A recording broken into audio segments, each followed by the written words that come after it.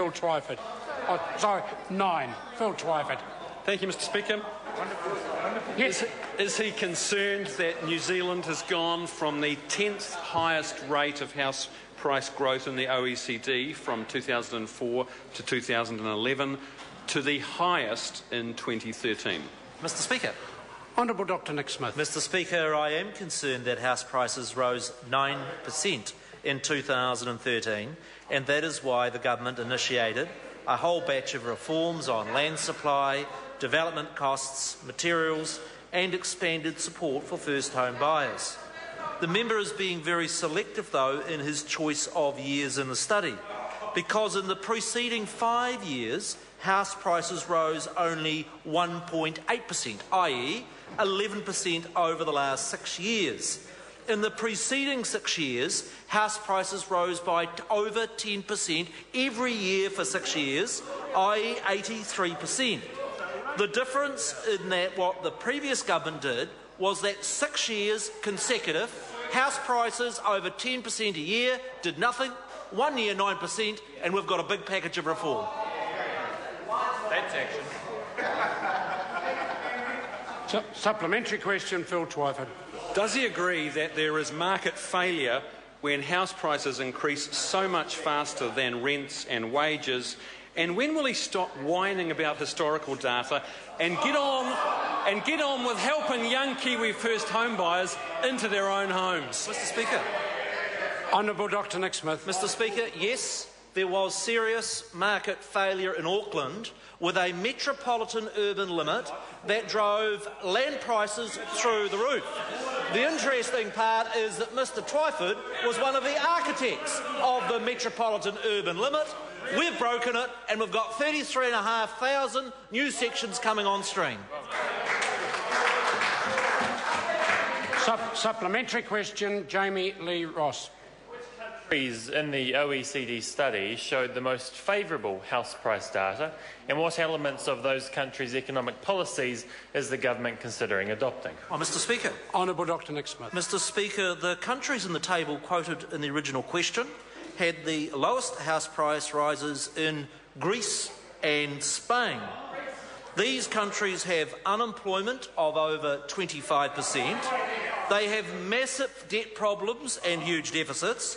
People are leaving those countries in droves. It might be the economic prescription that members opposite have for New Zealand.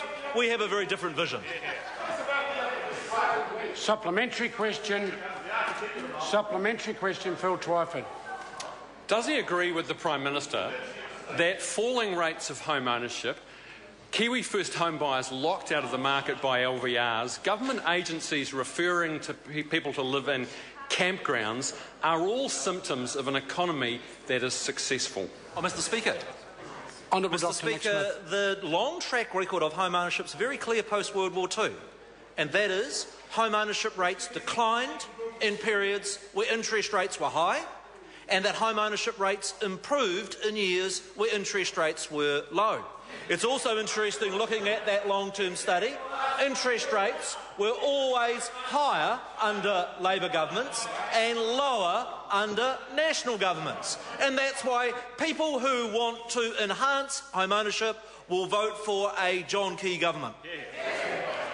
Supplementary question, Jami-Lee Ross. Has he received any reports of proposals for managing migration pressure on housing? And if so, what feedback has he seen on those proposals? Mr Speaker. Honourable Dr Nick Smith. Mr Speaker, New Zealand's migration issue is that Kiwis are voting with their feet and not leaving. That should be celebrated. But I have heard a proposal on Morning Report yesterday that we cut immigration numbers by between 20 and 30,000. But when I listened to Morning Report this morning, I heard a person from the same organisation saying that that wasn't true. The first was from Mr Twyford, the second from Mr Cunliffe. I don't think they've got any idea what they stand for. Who's running that show? Supplementary question, Phil Twyford. How many of the 22,000 offshore landlords he cited in the House last week own more than one house? And how many of the 185,000 empty houses are owned by offshore owners or syndicates? Mr Speaker. Honourable Dr Nick Smith. Mr Speaker, what we know from the IRD data is that there are 22,000 taxpayers who live offshore who own a home in New Zealand receiving a rent. We further know that that number has been constant over the last 5 years.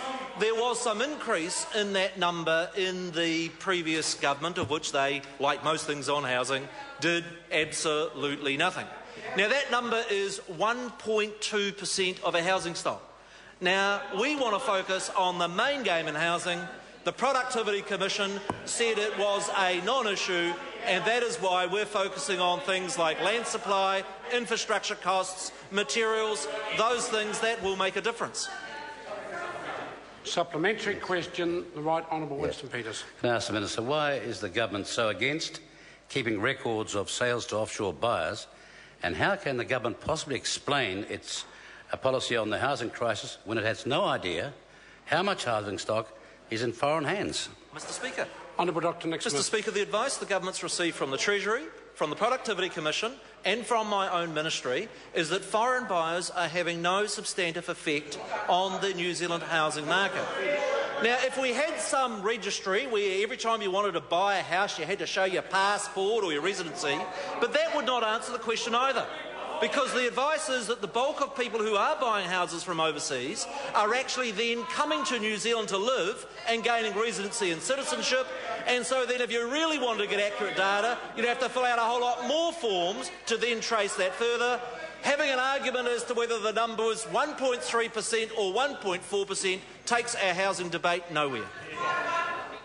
Supplementary question, Right Honourable Winston. Ask the Minister, why is he trying to maintain that argument for New Zealand offshore housing in the country, and especially in Auckland, when the OECD, the Reserve Bank, and Big Ears when he's awake, and Treasury are claiming that it's adversely affecting both inflation and high interest rates? Oh, Mr Speaker. Honourable Dr. Because the member's wrong.